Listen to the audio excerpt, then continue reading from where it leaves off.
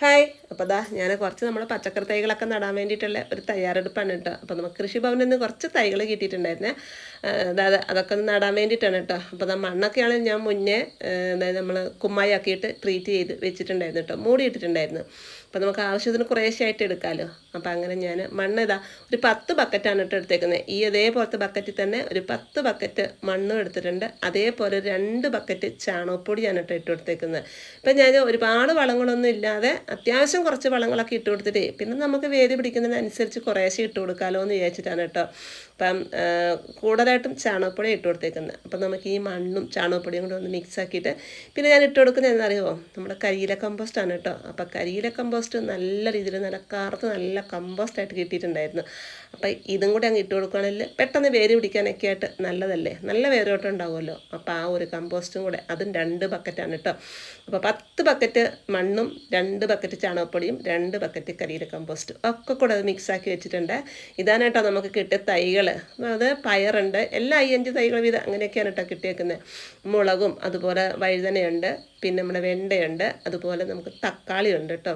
ഇതൊന്നും നമുക്ക് കൃഷിഭവനിൽ നിന്ന് എത്തിക്കാൻ വേണ്ടി ഇത്തിരി പാടായിരുന്നു കേട്ടോ. കാരണം പയറൊക്കെ ആണെങ്കിലും നല്ലതുപോലെ നീണ്ടു പോയിട്ടുണ്ടായിരുന്നു. അപ്പം നമുക്കാണെങ്കിൽ നമ്മുടെ നികുതി ചീട്ടിൻ്റെ കോപ്പിയും അപേക്ഷാ ഫോമും ഒക്കെ പൂരിപ്പിച്ച് കൊടുത്തിട്ടാണ് ഇതുപോലെ തൈകൾ കിട്ടുന്നത് കേട്ടോ. അപ്പം അങ്ങനെ കിട്ടി. അപ്പം നമ്മുടെ ബക്കറ്റൊക്കെ ഇതുപോലെ ബക്കറ്റിലാണ് ഞാൻ നട്ടു കൊടുക്കുന്നത്. അപ്പോൾ കുറച്ച് ബക്കറ്റ് കിട്ടിയിട്ടുണ്ടായിരുന്നു. അപ്പം ഞാൻ വെച്ച് എളുപ്പമുണ്ടല്ലോ അതിലേക്ക് അങ്ങ് നട്ടു കൊടുക്കാമല്ലോ എന്ന്. അപ്പം ഞാനിതാ എടുത്ത് വെച്ചേക്കുന്നത് എന്താണെന്ന് വെച്ച് കഴിഞ്ഞാൽ നമ്മുടെ വാഴ കൊല വെട്ടിക്കഴിഞ്ഞപ്പോൾ കുറച്ച് വാഴത്തടി ഉണ്ടായിരുന്നു കേട്ടോ. അതൊന്നും കളയാറില്ല, ഇതുപോലെ എടുത്ത് വെക്കും കേട്ടോ.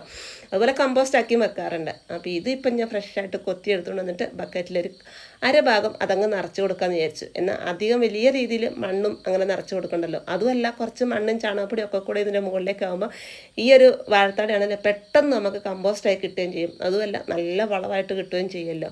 അപ്പോൾ ഇനി ഇതുപോലെ വാഴത്തടയൊക്കെ ഉണ്ടെങ്കിൽ ആരും കളയാതെ ഇതുപോലെയൊക്കെ ഒന്ന് നമ്മൾ ഗ്രോ ബാഗ് നിറയ്ക്കുമ്പോഴോ ഒന്നും, അതല്ല നമ്മൾ വെട്ടി അറിഞ്ഞിട്ട് കുറച്ച് മണ്ണൊക്കെ കൂടെ ഇട്ട് നമുക്ക് പെട്ടെന്ന് കമ്പോസ്റ്റായും കിട്ടും കേട്ടോ.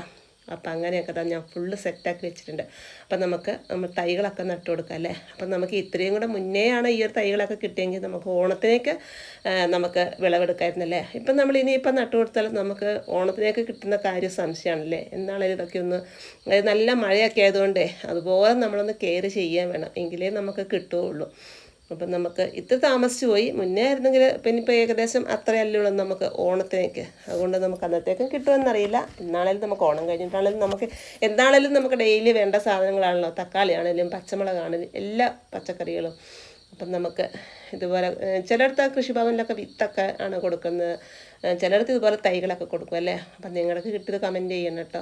അപ്പം അങ്ങനെ ബക്കറ്റെല്ലാം ഞാൻ അതുപോലെ നമ്മുടെ വാഴത്തട ഇട്ട് കൊടുത്ത് അതുപോലെ മണ്ണും വളങ്ങളും ഒക്കെ നിറച്ച് നമ്മുടെ തക്കാളി തൈ അങ്ങ് നട്ടു കൊടുക്കുകയാണ് കേട്ടോ. അത്യാവശ്യം നല്ല ഉഷാറുണ്ട്, അങ്ങനെ വലിയ കുഴപ്പമൊന്നുമില്ല. തൈകൾ ഒന്നും പൊട്ടിപ്പോകാതെ ഒടിഞ്ഞു പോകാതെയൊക്കെ ആയിട്ട് ഇവിടം വരെ എത്തിച്ചു. അതിലൊന്നും അങ്ങനെ നഷ്ടപ്പെട്ട് പോയിട്ടൊന്നുമില്ലായിരുന്നു. അപ്പം ഞാൻ കുറച്ച് പച്ചമുളകും ഉണ്ട്, അതൊക്കെ കൂടെ ഒന്ന് നട്ടു കൊടുക്കാം. അത്യാവശ്യമുള്ള ബക്കറ്റുകളിലൊക്കെ നട്ട് പിന്നെ ബാക്കി നമുക്ക് ഗ്രോ ബാഗിൽ നടാം. ഇപ്പം നമുക്ക് ഈ നല്ല മഴയായതുകൊണ്ട് മണ്ണിൽ നടന്നേക്കാളും ഇത്രയും കൂടി സേഫായിട്ട് നമുക്കിതുപോലെ ബക്കറ്റിലോ ഗ്രോ ബാഗിലോ അങ്ങനെയൊക്കെ നട്ടു കൊടുക്കുകയാണെങ്കിൽ അധികം അങ്ങനെ വെള്ളം കെട്ടിക്കിടക്കാതെയും അങ്ങനെയൊക്കെ നമുക്ക് കിട്ടുമല്ലോ. അപ്പം അങ്ങനെ ഞാൻ കുറച്ച് നമ്മുടെ പച്ചമുളകും തക്കാളിയൊക്കെ കൂടെ നമ്മൾ ബക്കറ്റിൽ നട്ടു കേട്ടോ. ബാക്കിയൊക്കെ നമുക്കിനി പതിയെ നട്ട് വരാം. ഇപ്പം വളവും മണ്ണും ഒക്കെ നമുക്ക് മിക്സാക്കി വെച്ചുകൊണ്ട് നമുക്ക് കുറേശ്ശെ അങ്ങ് നട്ടെടുക്കാമല്ലോ. അപ്പോൾ ഇന്നത്തെ നമ്മുടെ കുഞ്ഞു വീഡിയോ ഇത്രയേ ഉള്ളൂ. ഓക്കേ.